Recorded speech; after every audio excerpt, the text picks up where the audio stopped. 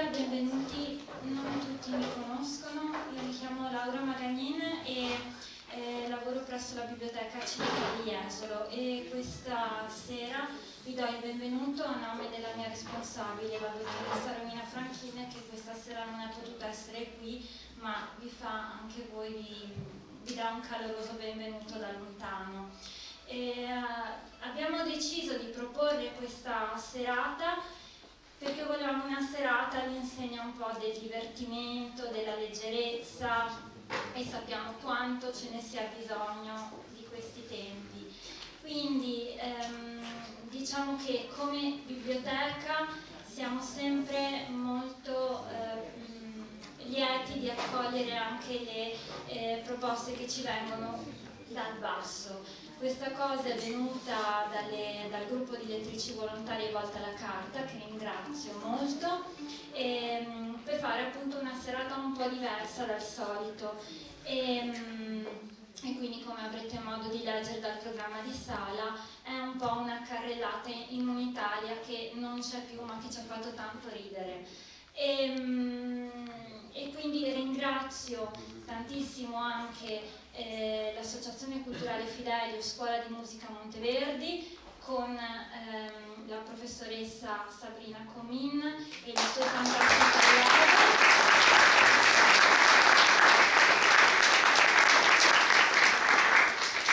con cui collaboriamo a 360 gradi. Questa è solo una delle tante cose che facciamo insieme, ma come sappiamo lettura e musica si sposano sempre magnificamente, quindi io non vi trattengo oltre, vi auguro una buona serata e ci vediamo dopo per i saluti. Va bene?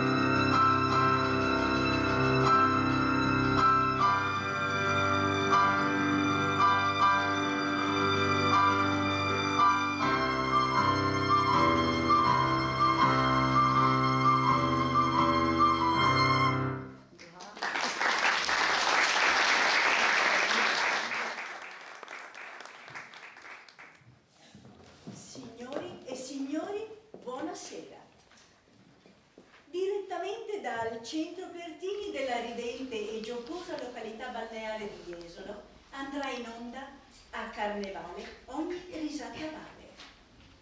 Il programma della serata è il seguente: da Eleuterio e sempre tua gli episodi intitolati Il turismo, l'enciclopedia, la rubrica e Acqua di Colonia. A seguito la signora Ciccioni con Il marito ritarda. Da 1, 2, 3 l'uomo della donna che lavora. Alle 21:53 la signorina Snob. In conclusione un simpatico racconto tratto da Bar Sport di Stefano Belli intitolato Il bimbo del gelato. L'accompagnamento musicale a cura dell'Associazione Culturale Fidelio Scuola di Musica Monteverdi di Jesolo, il duo Interchangeable, Alessia Comin, arpa e violino, Chiara Paolon, violino e pianoforte, e Sabrina Comin al pianoforte. Signore e signori, vi auguriamo buona serata.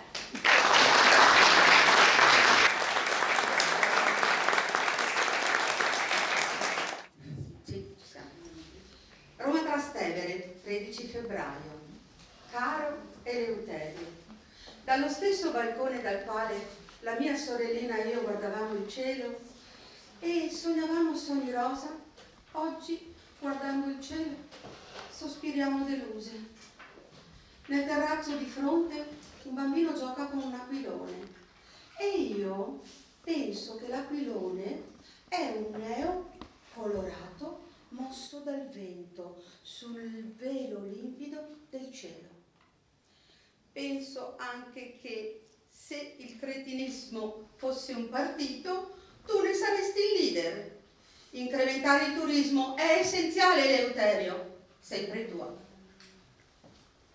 Roma Parioli, 14 febbraio. Implacabile, sempre mio. Se il balcone dal quale tua sorellina e te sospirate deluse fosse un balcone serio, dovrebbe crollare improvvisamente, facendo sospirare di delusione il marciapiede sottostante al momento dell'impatto. Incrementare il turismo non mi riguarda e non lo voglio incrementare. Chiaro? Eleuterio, ho scritto. Sempre parlando di turismo e di monumenti, di a tua sorella che se ne torni a Napoli. Il maschio Gioino è lì che deve stare. Roma Trastevere, 15 febbraio. Caro Eleuterio, gatto, la mia sorellina ha letto la tua lettera, ha meditato a lungo e poi ha detto: di a quel omissis di tuo marito che io, omissis, e che lui oltre a essere un omissis è anche omissis, era mollito. Poi è scesa a comprare le vongole per gli spaghetti e io penso che la vongola verace è un mollusco automobilista che sorpassando la tellina fa le solite corna.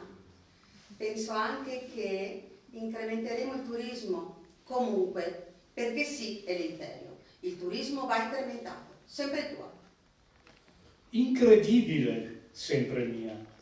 La normalità che regna in questa casa, da che tu non ci sei più, incomincia a pesarmi. La tua follia fisica e mentale mi mancano. Mi sei indispensabile. Se non guardo prima te, non riesco più a invidiare tutti i mariti più infelici di me. Torna. Qualcuno deve aver sostituito i pesci rossi nell'acquario. Sono di un giallo acceso, con tenui sfumature arancione. Eleuterio. Ho scritto. La portinaia ha stabilito che i pesci sono sempre gli stessi, solo che non bisogna nutrirli con lo zafferano. Roma Parioli, 17 febbraio. Caro Eleuterio, miccione, la valigia che prima era in casa di mia sorellina, dove ero anch'io, adesso è di nuovo in questa casa dove sono di nuovo anch'io. Ho messo però un po' di ordine, Eleuterio. Dentro il pianoforte a coda ho ritrovato la coperta imbottita che avevo cercato inutilmente nella cassapanca, dalla quale ho recuperato una scarpa, 2 piatti e un tegamino per le uova. E io penso che la cassapanca è solo un armadio ad un'anta che, stanco di stare in piedi, si è sdraiato. Sempre tua.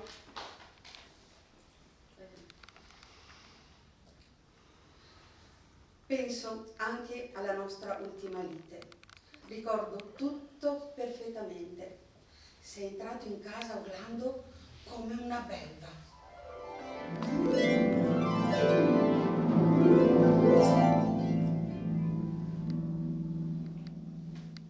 Ma si può sapere perché la porta del mio studio è chiusa a chiave?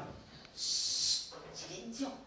La porta è chiusa a chiave perché c'è dentro nostra cugina Giovanna che si sta cambiando. Ma a parte che nostra cugina Giovanna è tua cugina, ma perché diavolo si sta cambiando nel mio studio?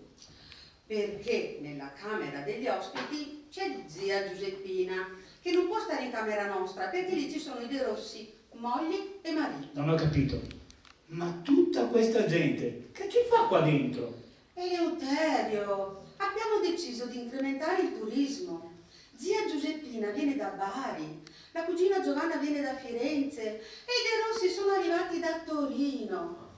Noi facciamo vedere loro la nostra città e loro ci raccontano Firenze, Bari, Torino. Turismo a sfondo culturale, Eleuterio. E io tiro una bomba. Così vedranno pure com'era la zona di Roma bombardata durante l'ultima guerra. Fuori! Cacciali fuori. Io adesso esco, mi faccio un giro in macchina e tu sgombri il campo, capito? La macchina l'ha presa la mia sorellina per un Roma by night in compagnia di zio Gustavo che dormirà in soggiorno. Il sonno eterno, spero.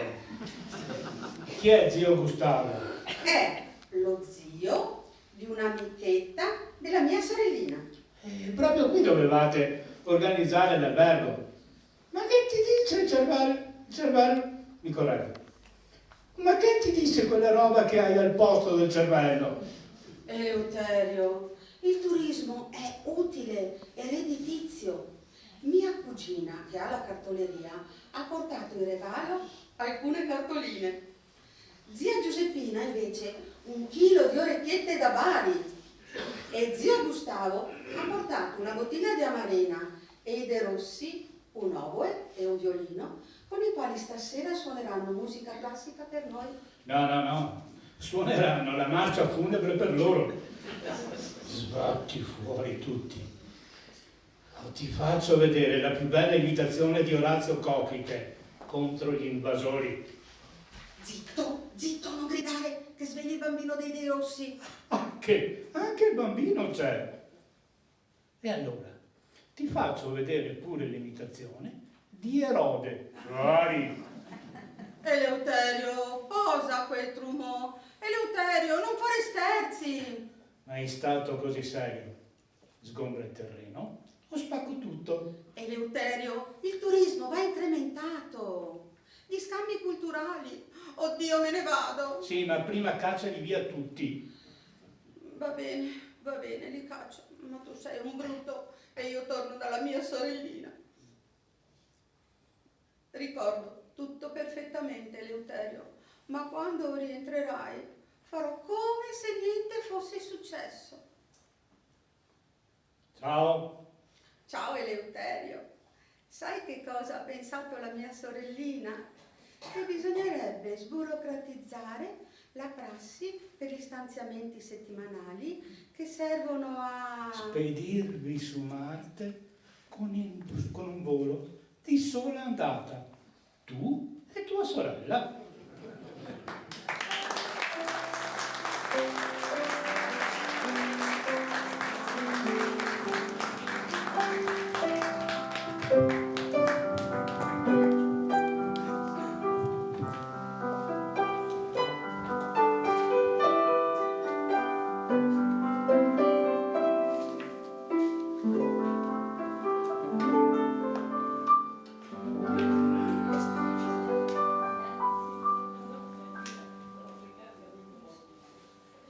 Roma Trastevere, 5 ottobre.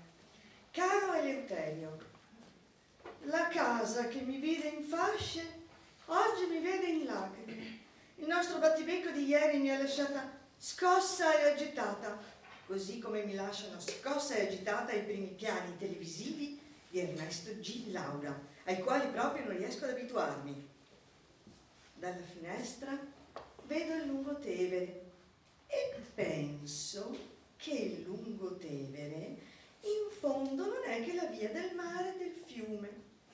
Penso anche che sei uno stupido, Eleuterio, se pianti una storia da matti solo perché ho cambiato posto all'enciclopedia. Sempre tua. Cara sempre mia. Roma Parioli, 6 ottobre. Cara sempre mia. La casa che ti vide in pace oggi ti vede in lacrime. Sta molto peggio di me. Ti vede. Hai fatto benissimo a tornare da tua madre. Una permanenza con lei ti allenerà. Dopodiché riuscirai a minimizzare le reazioni provocate dai primi piani di Ernesto G. Laura. Sarà anche stupido litigare perché hai cambiato posto all'enciclopedia, ma secondo me un'enciclopedia da $500,000 Quando non sta nell'apposito scaffale, non sta al posto giusto. L'ho scritto. Tua madre ti chiama sempre Angelo. Ha ragione. Tu sei il suo Angelo Lombardi.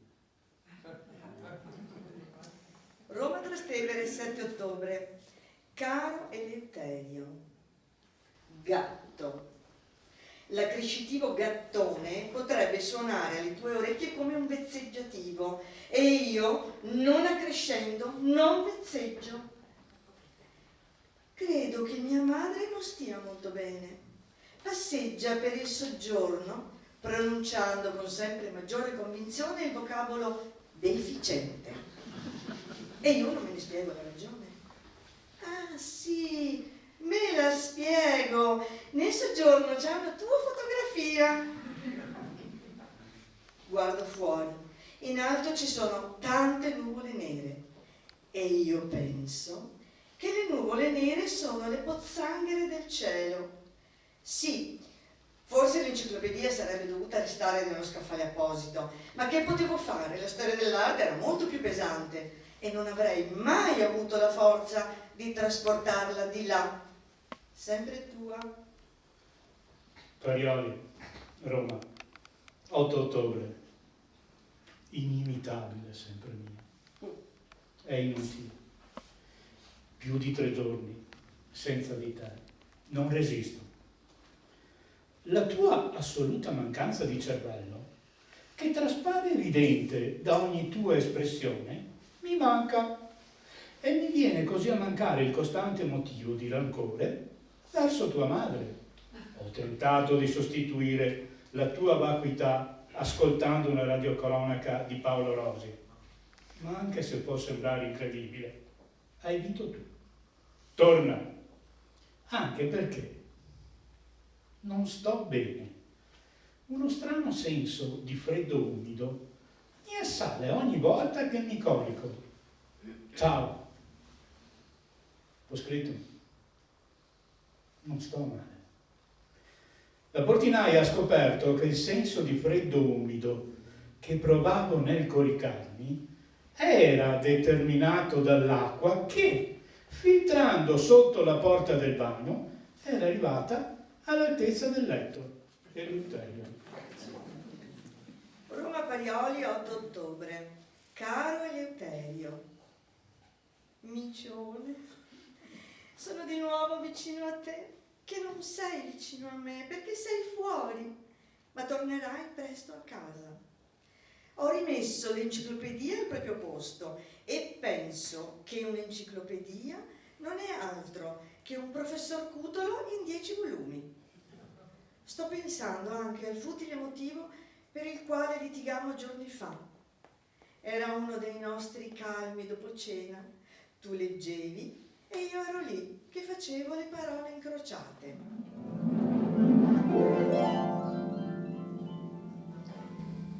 Eleuterio? Sì? Che fai? Leggi, Eleuterio? No, mi sto facendo la barba. Ma da quando in qua ti fai la barba in sala da pranzo? E poi con un libro in mano? Mi stupisci, caro. Tu non mi stupisci. E vorrei tanto essere stupito da una tua domanda. Sei non proprio intelligente, nemmeno definitivamente stupida. Ma che cosa vuoi che faccia uno che sta seduto in poltrona con un libro in mano? E che ne so, ieri dal dentista c'era uno seduto in poltrona con un libro in mano, ma non leggeva, aspettava. Vedi, cara, se l'autovedovanza non venisse chiamata uxoricidio e punita dalla legge, io sarei vedovo e felice. Poverino, mi secca l'idea di una tua vedovanza.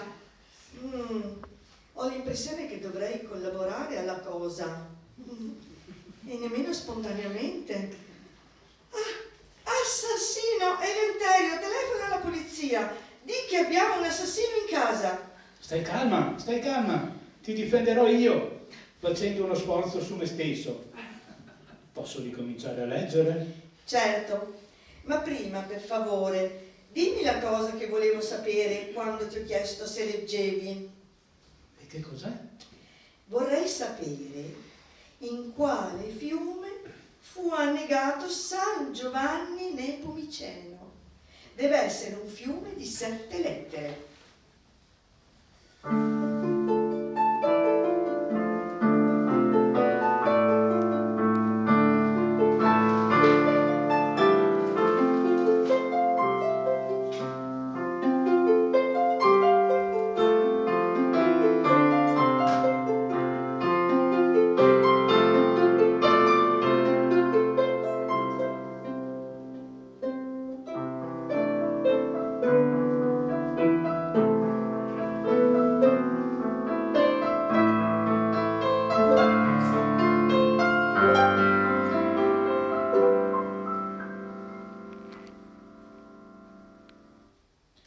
Ma cosa vuoi che ne sappia io di Nepomuceno? Prendi l'enciclopedia e leggi alla lettera N. Non ho voglia di andare in cucina. In cucina? Sì, in cucina a consultare l'enciclopedia. Hai portato l'enciclopedia in cucina? Beh, non potevo certo portare la cucina verso l'enciclopedia. Dovevo pulire la parte alta della credenza e non ci arrivavo. Allora ho messo in terra 4 volumi, poi sopra 3 volumi, poi 2, poi 1 e sopra l'ultimo volume ero all'altezza giusta. 4 più 3 fanno 7, più 2 9, più 1 10. Tutti e 10? Ma dico, sei impazzita? $500.000 di lire mi costa quell'enciclopedia. E lo dici anche, spendi $500.000 per comprare 10 libri che non leggi. Ti avessi mai visto leggerne uno? Come le storie dell'arte, 12 volumi mai aperti. Avanti. Cosa c'è scritto nel 4º volume? Che sei un'oca. E tu sei come definiscono quelli che si divertono al dolore degli altri?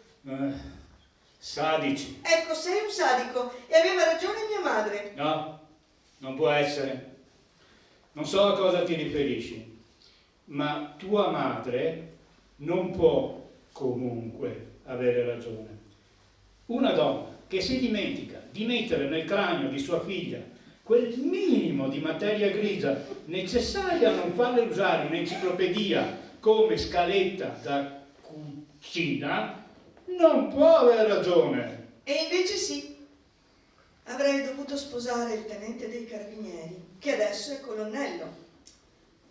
Così adesso sarebbero in 2 ad avere i baffi, lui e tua madre. Mia madre non ha i baffi, solo una leggera peluria. E poi la donna baffuta è sempre piaciuta. Sì, certo, al circo fai. E se non rimetti immediatamente tutti i 10 volumi nello scaffale... E non alzare la voce, altrimenti torno da mia madre. E tornaci. Ci torno, anzi, sto già tornando. Ricordo perfettamente perché litigammo quella sera, ma tra poco, quando rientrerai, farò finta di niente. Ciao. Ciao, ti aspettavo facendo parole incrociate. Mi sai dire? Bravo. Mi sai dire per favore No, vabbè. in quale fiume fu annegato San Giovanni Nepomuceno? Deve essere un fiume di 7 lettere. Questo dovevi dire.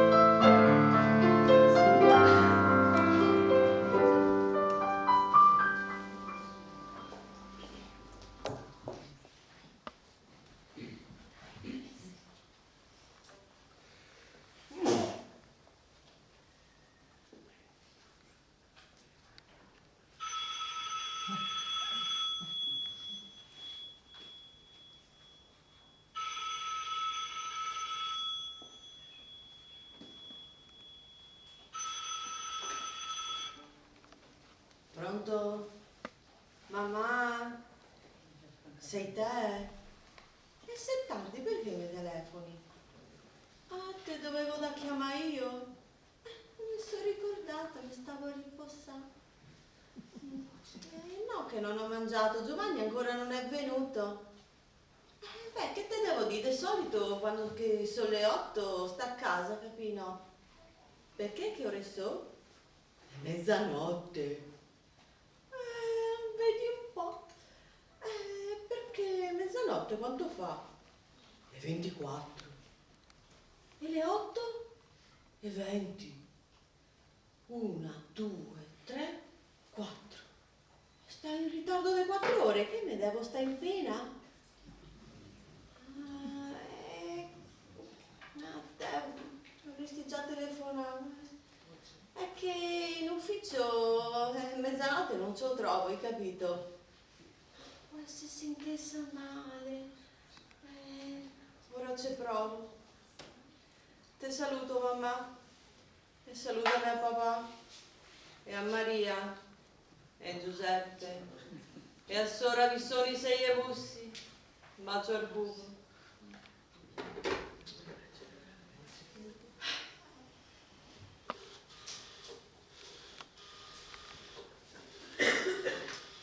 Voglio provare a chiamare ospedale tante volte, non si sa mai se fosse. Pronto, ospedale?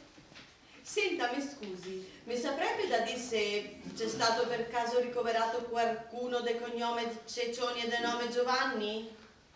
Ah, so troppi. Beh, ma questo so dovrebbe da ricordare, sa, perché stava tanto bene.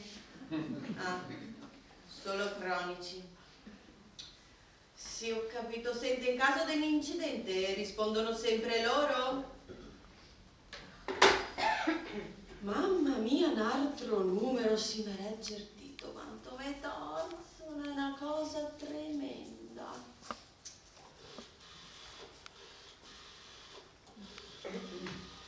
Pronto? Soccorso? Senta che c'è stato un incidente in motoscooter? Perché il marito mio non c'ha la macchina e non va a piedi. Grazie, come non detto, arrivederci.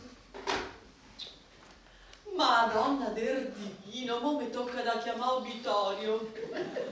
Mamma, sempre Obitorio ha chiamato come che papà tardava. T'ho affezionata.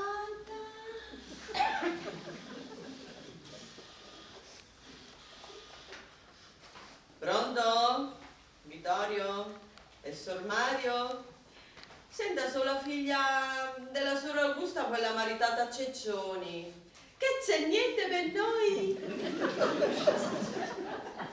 Grazie, come sempre, Sor Mario. Beh, che io posso dire, mi sento un po' fiacchetta, sa, con sto scirocco. Lei sta bene? I pupi? La signora? Tante care cose a presto, Sor Mario, arrivederla. A provare a chiamare il locale notturno. Se bello va quello. Famo 110, non si sa mai.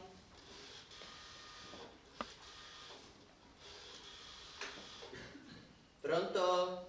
110? Senta signorina, mi scusi tanto, mi saprebbe da dire un locale notturno dove che potrei trovare un uomo?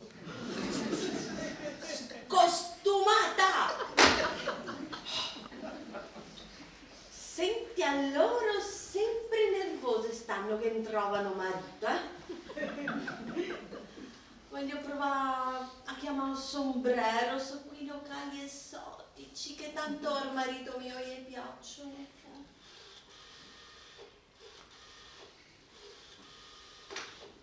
Pronto? Mamma mia, il baccano, non mi faccia alzare la voce, non c'ho fiato. Senta, può essere che il marito mio è venuto là? Ma io potrei dire no, mi scusi, Ah, non si può far sentire, credo bene. Senta, ma dovrebbe aver notato, sa, perché tanto è biondo quanto io so bruna, so quei contrasti che chi ce l'ha ce l'ha. E pensi che quando si siamo sposati, che siamo usciti dalla chiesa, si è fermato il quartiere. E vuol sapere dispetto dalla natura? A pupa mi è uscita castana, ma pigliata da suocera, che come che mi è stata dentro casa che si è rotta il femore, tanto pianto in sala parto che... Pronto?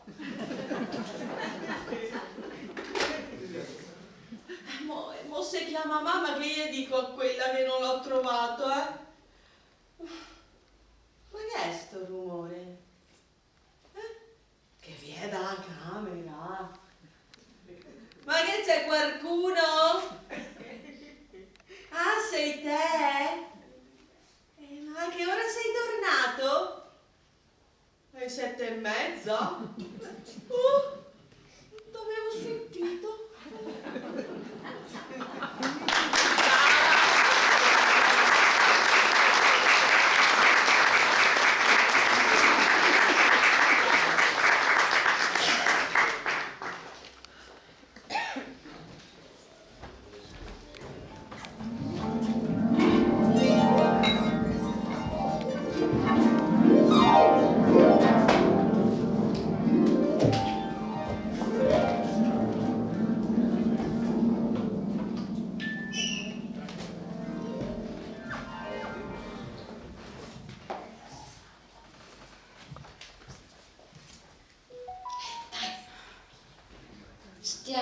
Ci stiamo dirigendo verso la casa della famiglia Chicchiolini. Vediamo se riusciamo a fargli un'intervista. Signor Chicchiolini, c'è qualcuno? Buongiorno. Scusi la confusione, il disordine, ma sa, questa è una casa di lavoratori. Ma prego, scusi lei. Sa, mia figlia è assente perché lavora in una fabbrica di pasta alimentare. È tanto brava, sa. Pensi che proprio ieri ha avuto una promozione. Ma un aumento di stipendio? No. Non un aumento di stipendio, ma dopo 3 anni che lavorava al reparto spaghetti, l'hanno passata al reparto bucatini. Una soddisfazione. Me lo immagino. Ma scusi, lei è vedovo? No, cosa dice? Mia moglie è capo reparto al reparto forni della fabbrica di ghiaccio. Ma cosa c'entra quei forni con il ghiaccio? È il controllo qualità, perché devono tastare col calore dei forni se il ghiaccio si squaglia. Ma lei cosa fa? Io devo rimanere a casa per pensare a tutte le faccende domestiche. Capisco. Siccome le due donne lavorano, ci pensa lei. Appunto, penso a tutto. Io penso a pulire, penso a lavare, penso a stirare, a spolverare. A tutto. Bravissimo. Però scusi, qui io noto un certo disordine. Sa, fino a questa sera, quando torneranno le donne. Ma non doveva pensarci lei? Infatti, io ci penso. Penso a tutte le faccende che dovranno fare mia moglie e mia figlia quando torneranno dalla fabbrica. Poverette.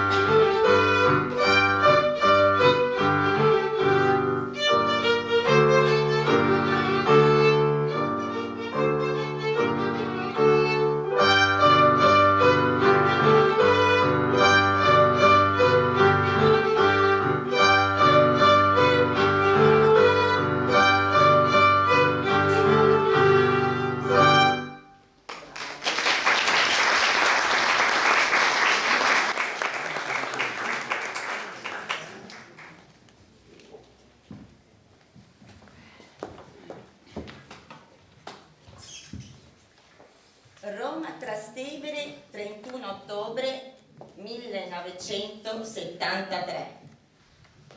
Caro Eleuterio, la casa che ascoltò i miei dialoghi con la bambola e le mie confidenze di giovane sposa e mammina, oggi ascolta i miei sfoghi di moglie alla mia sorellina maggiore.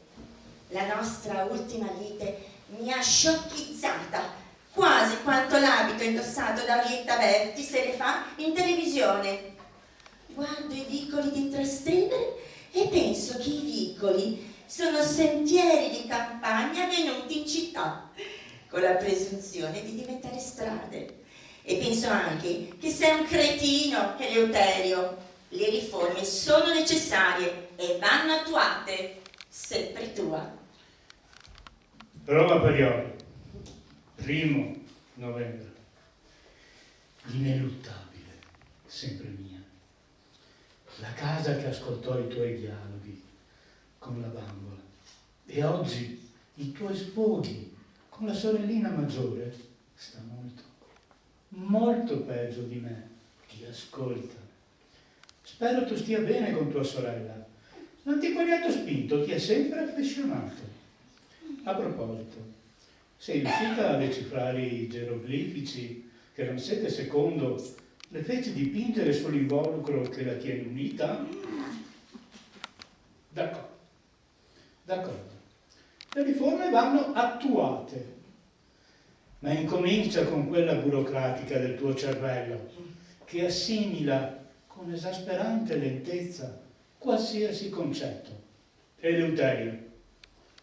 Ho scritto: per ragioni di viabilità, un automobilista mi ha gridato: incosciente, pazzo, irresponsabile. Deve aver scoperto che da anni sei mia moglie. Roma Trastevere, 2 novembre. Caro Eleuterio, miciastro, astro non in senso cosmico, ma dispregiativo.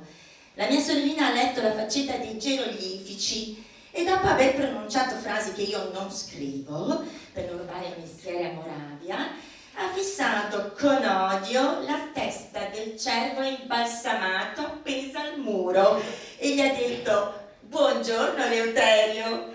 Poi mi ha spiegato che se tu, dalla testa in su, sei fatto come lui, io non c'entro, è una faccenda di retaggio. Sotto casa c'è un venditore di olive e io penso che l'oliva è la più grossa bugia dell'olio vergine. La riforma che ho attuato mi riguarda e come. La rubrica del telefono è un bene comune, sempre tua. Roma Parioli, 3 ottobre, incontrollabile, sempre mia. Già sento la tua mancanza. Litigo con il portinaio, tratto male la vicina di casa, polemizzo con l'amministratore. Insomma, quando tu non ci sei, io, non avendo niente da farmi perdonare dai condomini, ne approfitto. Quando sei qui, invece, ricordo il grande errore commesso e ritrovo l'umiltà nei confronti di chiunque umanamente sbaglia. Torna! Qualcuno deve aver sostituito i pesci rossi nell'acquario. Sono di un rosa pallido. Ho scritto: la portinaia sostiene che i pesci sono sempre gli stessi, è solo questione di mangime. La scatola del mangime è uguale a quella dello sbiancatutto e io... Roma Parioli, 4 novembre. Caro Eleuterio, micione, sono di nuovo con te che non sei qui in casa e non puoi essere con me, ma ci sarai tra poco e quindi è come se ci fossimo tutti e due. Ho ritrovato i cuscini sotto il letto e li ho rimessi sopra e io penso che i cuscini sono cacciatori inesperti, si vedono volare intorno a centinaia di sogni e non riescono a catturarne uno. Penso anche al futile motivo per cui abbiamo litigato. Tu eri nel tuo studio e io no, perché ero di là.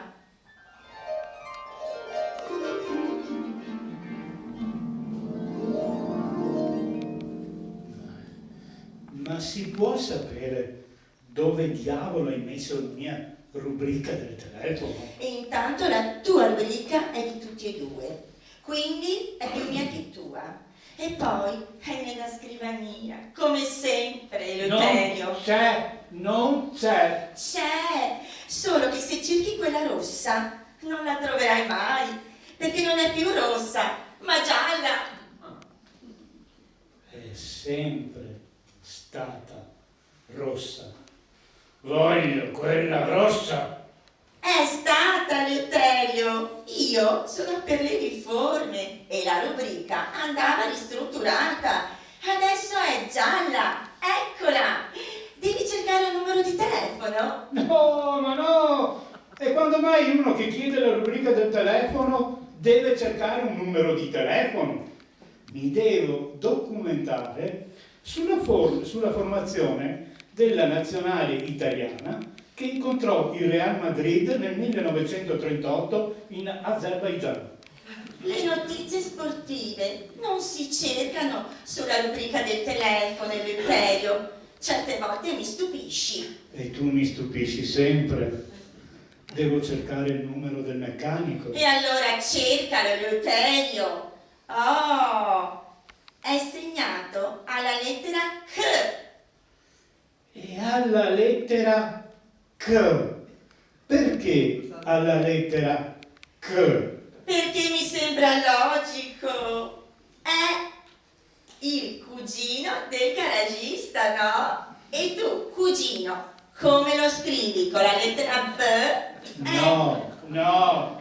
Io alla lettera V ci scriverei volentieri vedo. È quello il numero di telefono. E siccome non voglio scrivere bugie, devi collaborare. Ah, io non collaboro, ti piacerebbe.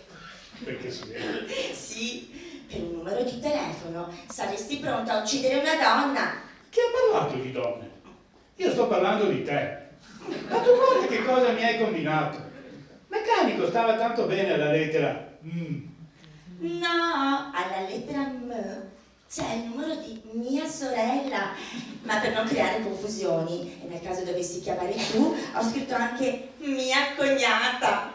Potevi semplicemente semplificare tutto, scrivendo mummia. Non offendere Eleuterio. Hai ragione, devo chiedere scusa alle mummie. Io rivoglio la rubrica mia. Niente affatto, bisogna aggiornarsi.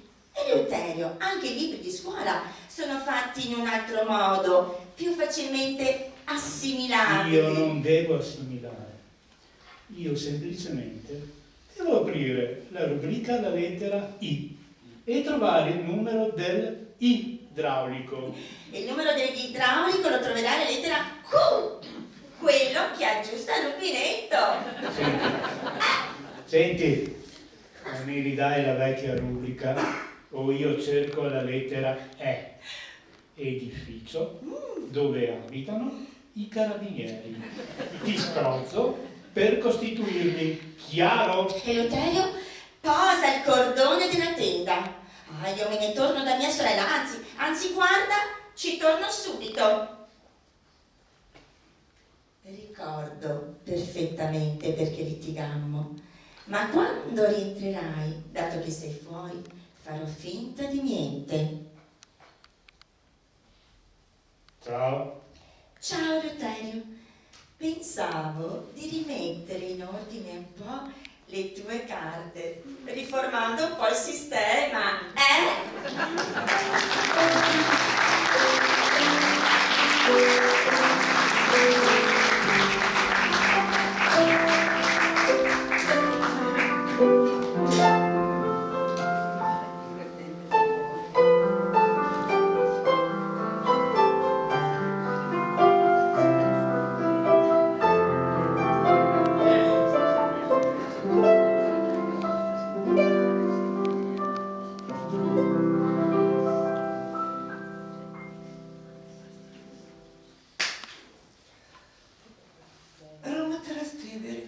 25 febbraio. Caro Eleuterio, virgola. La casa che udì i miei gridolini squillanti di bambina felice, oggi ho dei miei singhiozzi repressi di adulta infelice. Ah, l'ultima lite ha aperto un solco profondo nella mia serenità. Mentre ti scrivo, il canarino nella gabbia di rame canta la sua gioia di vivere. E io penso che il canarino non è che un passerotto milanese con lo zafferano. Sì. E penso anche, Eleuterio, che sei un cretino. Lo sottolineo. Perché non si provoca una lite per una bottiglia di acqua di Colonia. Ah, sempre tua. Roma Parioli, 26 febbraio. Cara, sempre mia. Mi dispiace tanto che la casa che udì i tuoi gridolini squillanti di bambina felice e oggi ascolta i tuoi singhiozzi di adulta infelice non possa ascoltare anche il mio pittoresco linguaggio di marito arrabbiato e romano. Forse hai ragione. Solo gli imbecilli sottolineati litigano per una bottiglia di acqua di Colonia. Quando la bottiglia di acqua di Colonia, esplodendo, si polverizza perché incontra nella sua traiettoria un virile setto nasale, non si litiga, si strangola. Ho scritto: ieri sera sono stato al circo. In nessuna gabbia ho visto tua madre. Non vorrei stesse poco bene. Eleuterio. Roma Trastevere, 27 febbraio. Caro Eleuterio, cattuccole, quando una mette davanti a Ucolo qualcuno, lo fa per dichiarare che chi ha l'Ucolo è robetta. Mammina ha letto la tua lettera e ha detto di te una cosa molto giusta, che non mi sento di ripetere, però l'approvo in silenzio. E penso che il silenzio non è altro che lo sciopero generale del rumore. Sempre tua. Roma Parioli, 28 febbraio. Inspiegabile, sempre mia. Senza di te sono un uomo finito. Tu sola, squisitamente vuota, deliziosamente inutile, inevitabilmente dispersiva, e riesce a farmi sentire un Einstein. Senza pietra di paragone, mi sento un qualsiasi mortale. E non mi va. Torna! Anche perché qui avvengono cose strane. Lo specchio del bagno non c'è più. Al suo posto c'è un pezzo di parete bianca. Ciao! Ho scritto. La portinaia ha chiarito la faccenda dello specchio. Lo specchio era al suo posto, sotto una parete bianca di schiuma da barba. Eleuterio. Roma Parioli, 1 marzo. Caro Eleuterio, miccione, sono di nuovo nella nostra casa e rivedo con piacere il mio soggiorno, il mio salotto, il mio ingresso, la mia stanza da letto e il mio bagno rosa e il tuo studio. Mi sono ricomprato la bottiglia di Colonia che ora è in bella mostra di sé sulla mia torettina e penso che la toretta non è altro che un tavolo con la crinolina. Penso anche al motivo ridicolo per cui abbiamo bisticciato. Stavamo per uscire. Io ero così pronta rispetto a te che eri pronto da 2 ore. E chissà perché il fatto ti innervosiva.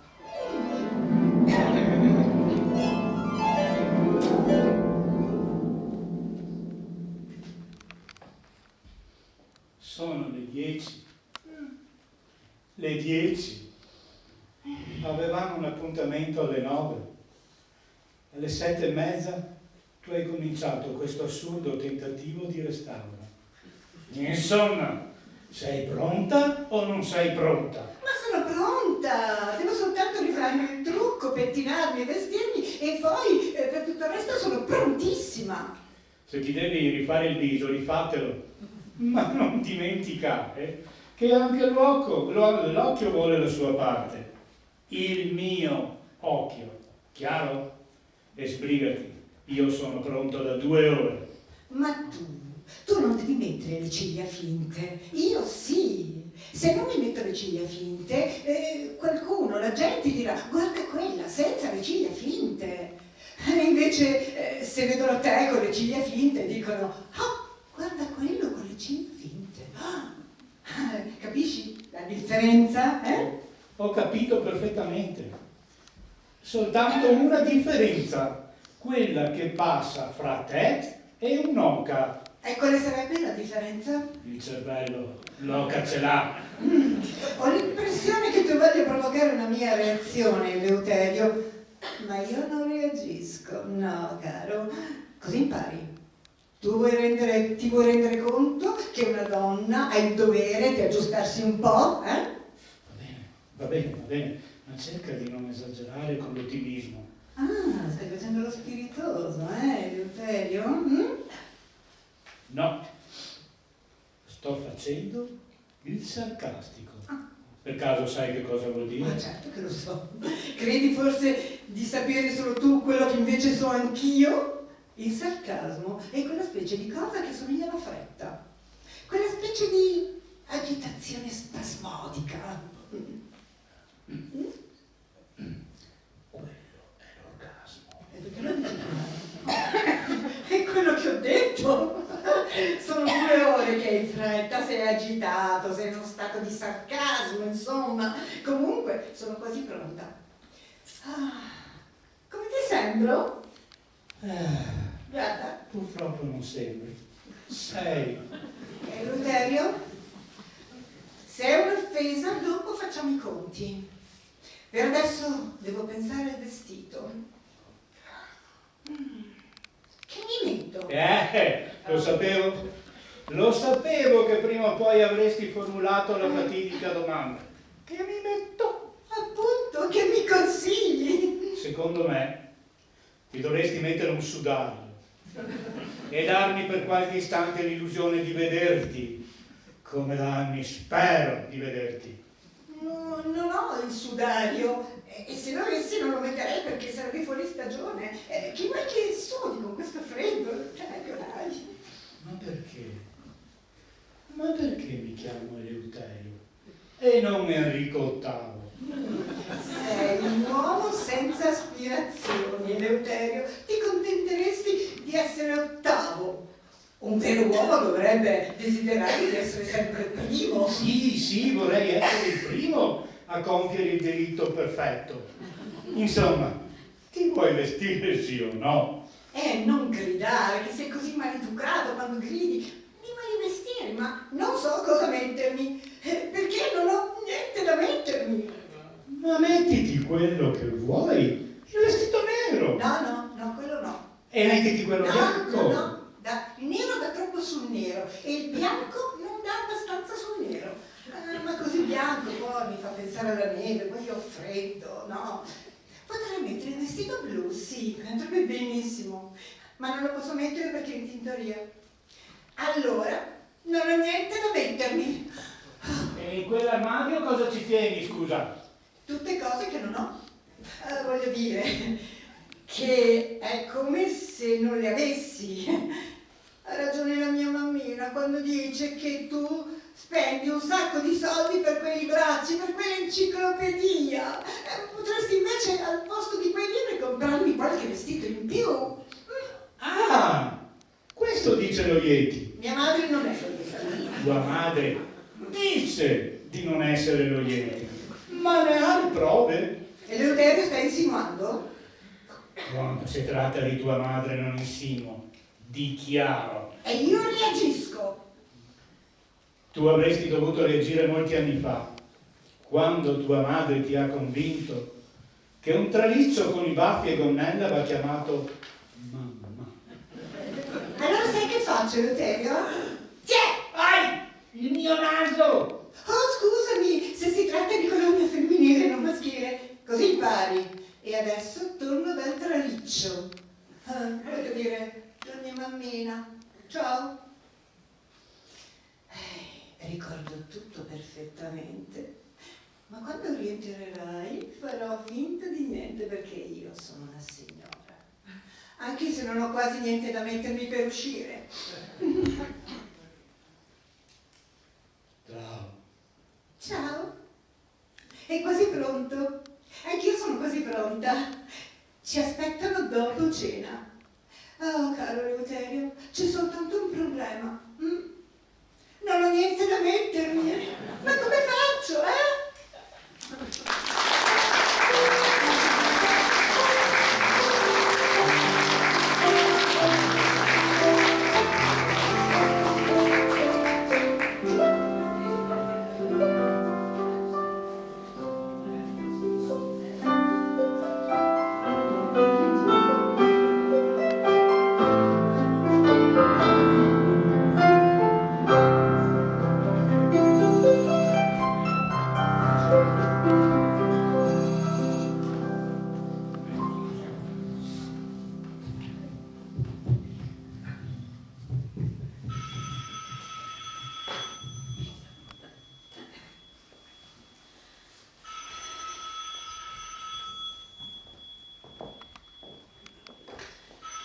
Sì, pronto? Ma ciao Stellin, come va?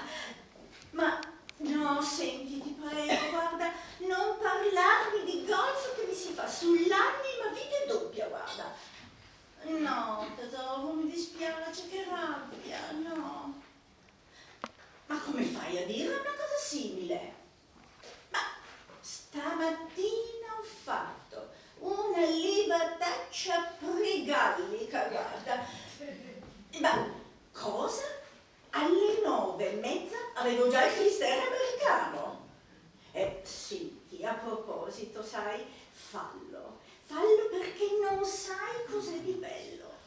Dopo ti senti di un bene, ma di un bene, guarda, io sono qui che ho una pelle, ho dei colori, guarda, sì, un bottuso, anche se non è il mio pittura preferito, ma come?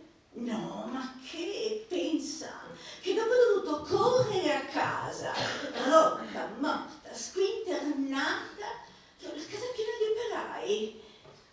Una torre di Babele, Gioia, una torre di Babele.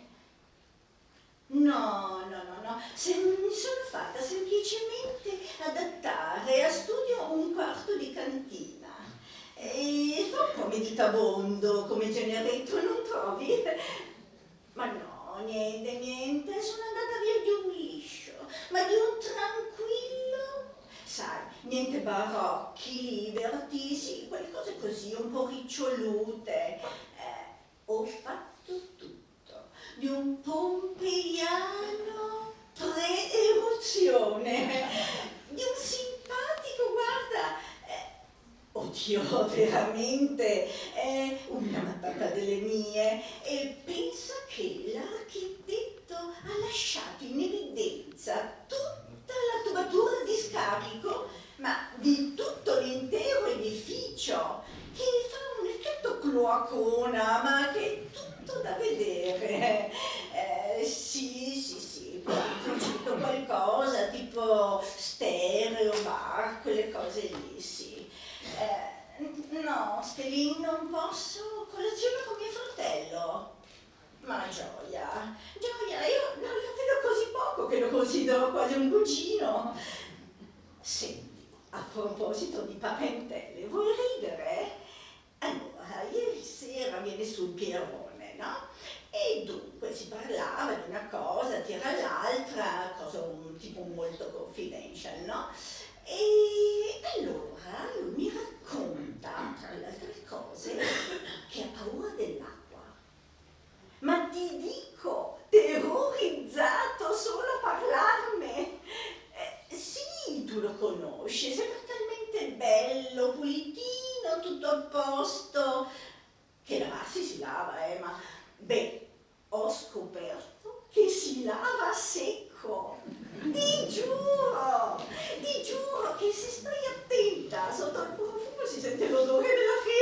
Tina. No, Gioia, stasera non posso, la Scala. No, e neanche le 5, perché ho il cocktail. Ma come? Non lo sai? È tornato Ciprianino dal Brasile. Sì, Ciprianino! Ti dico, quel ragazzo inverecondo. Ha lasciato giù la genitrice madre e ha portato tu un serpente. Un serpente? No, non scherzo! È il serpentone Anselmo. Ma si può essere più cretini? Ma è un cobra. Ma devo dire che è una bestia divina, sai? Intelligente, ma di un'intelligenza. Ci credi? Ma sì, giuro! Guarda la televisione! Sì, certo che vede. Per fortuna non sente, però. Come domattina? No, domattina il funerale. Sì, il funerale del Marchesone. Le sciupava, è andato anche lui, sì. Vabbè, pazienza, dai. Ma perché non vieni anche tu? Ma sì che gli fai piacere. Ma guarda, io mi metto tutta in nero, ma con dei particolari giocondi. Sì, particolari giocondi per non affliggerlo troppo. Non trovi simpatico? No, senti, scusa, ti prego, ma proprio devo andare. Non posso. Guarda, ho il cane sotto la lapide del quarzo. Ciao. Teodoro, sei lì? Aspettami che arrivo.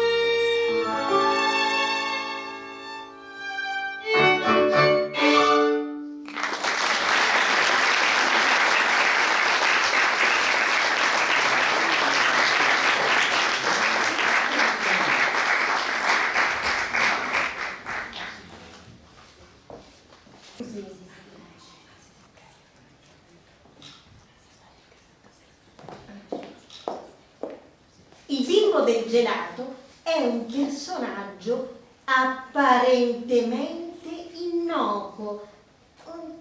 Sì, in apparenza è un agnellino, ma in realtà è uno dei più temuti dai baristi. Alto 1,20 m, occhiali, faccia da scimpanzé, dotato di un'eccezionale vitalità. Appare al bar con lo sguardo perso, si avvicina al bancone con 100 lire in mano e si aggrappa disperatamente al bordo. Il barista non lo vede quasi mai e continua a servire altri clienti. Se il bambino è molto timido, aspetta fino all'ora di chiusura e talvolta il barista lo trova addormentato con le 100 lire in mano solo quando va a spazzare per terra. Se è invece normalmente timido, comincia a battere le 100 lire sul banco con ossessionante regolarità. Se il barista non lo nota ancora, comincia a emettere versi come ehi, you, oh! Alla fine si incazza e se ne va, senza prendere il gelato, proferendo terribili minacce e spesso scrivendo frasi anatomiche sul freezer.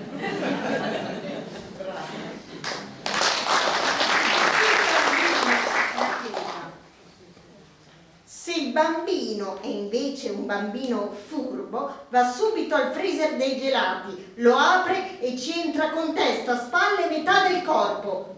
Se il barista non se ne accorge in tempo, il bambino per prima cosa gli mangia tutto il gelato, tutto il ghiaccio, poi scarta tutti i gelati per provare il suo. Allora il barista gli piomba addosso e molto stolidamente gli chiede: che cosa vuoi, bel bambino?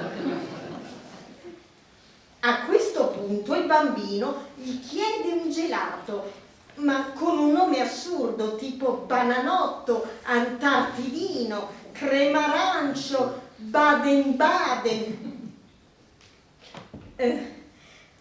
bombolo, tulipan, maramao, pasqualino maraggià, musetto, tintarella di luna, zebra pois, Alexanderplatz, Mackie Messer, trottolino amoroso, Dudu da da da, Funky Gallo, Tranqui Funky, di cui il barista ignora ovviamente l'esistenza. Il barista allora controlla tutte le scorte di gelato con la testa nel freezer e ogni tanto emerge con gelati mostruosi, pieni di pugni, strati e colori, a forma di pecora e di autoambulanza. Nina, Nina, Nina! Anzi, ambarabacci cicocò, 3 civette sul comò che facevano l'amore con la figlia del dottore. Il dottore si ammalò, ambarabacci cicocò, di cui il barista ignora ovviamente l'esistenza. Il barista allora controlla tutte le scorte di gelato con la testa nel freezer e ogni tanto emerge con gelati mostruosi, pieni di pugni, strati e colori, a forma di pecora e di autoambulanza. Nina, Nina, Nina! Il bambino li osserva serio, uno per uno, e ogni volta dice: non è lui. Terminato l'esame, il barista ha un febbrone da cavallo perché andare su e giù per il freezer gli ha provocato una broncopolmonite fulminante. Il barista si scalpella il ghiaccio dai capelli e guarda con odio il bambino che dice: allora voglio un cano. Il bambino si informa sui 27 sapori in mostra e ne sceglie solo 25. Il barista, ormai in balia dell'avversario, si lascia guidare docilmente e compila gelati alti dal mezzo metro in su. Quando finalmente il gelato è finito, il bambino dice: Non c'è messo il torroncino al rum. Il barista dice: sì, l'ho messo. No, sì, no, sì, no, sì, no, no, sì, no, sì, sì, no, sì, no, no, no. Allora bisogna smontare il gelato fino alle fondamenta, accorgersi che aveva ragione il bambino e rifare tutto. A questo punto il bambino esce con 7.000 lire di gelato, mettendo nelle mani del barista 100 lire collose e sudaticce, ai limiti del falso. Appena fuori dal bar, il bambino addenta il gelato, ma gli cade per terra con il tonfo di un suicida dal 3° piano. Il bambino piange come un disperato. Il barista piange come un disperato. Il bambino e il barista piangono come disperati. Poi gli rifà il gelato.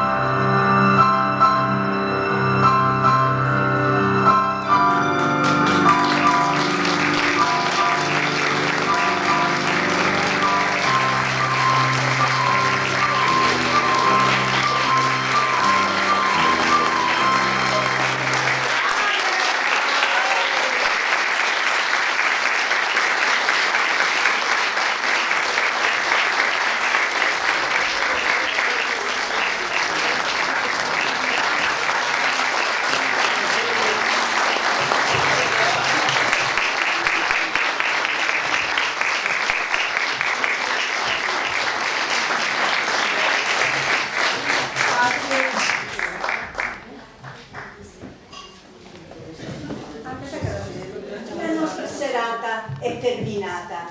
Ci auguriamo sia stata di vostro gradimento. Ad attendervi un favoloso buffet offerto gentilmente dalla biblioteca di Jesolo. Le lettrici, i lettori, le musiciste e Nicoletto Orsomando auguriamo a tutti una buona serata.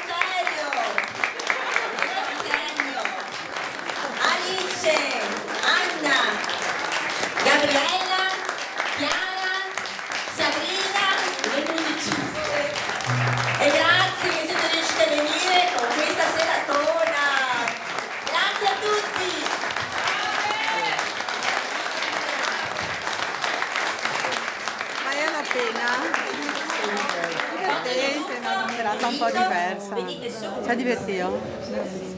Vi aspettiamo ai crostoli e alle frittelle in sala. Ringraziamo, vuoi venire tu? Vabbè, visto che sono qui, ringraziamo il Centro Pertini per l'ospitalità, per la collaborazione, Francesca, il Presidente, e grazie.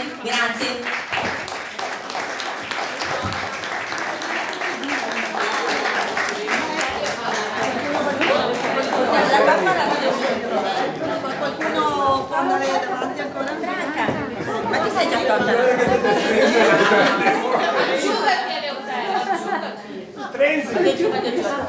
Sì, esatto, ma chiedete qualcuno qua, se qualcuno può venire.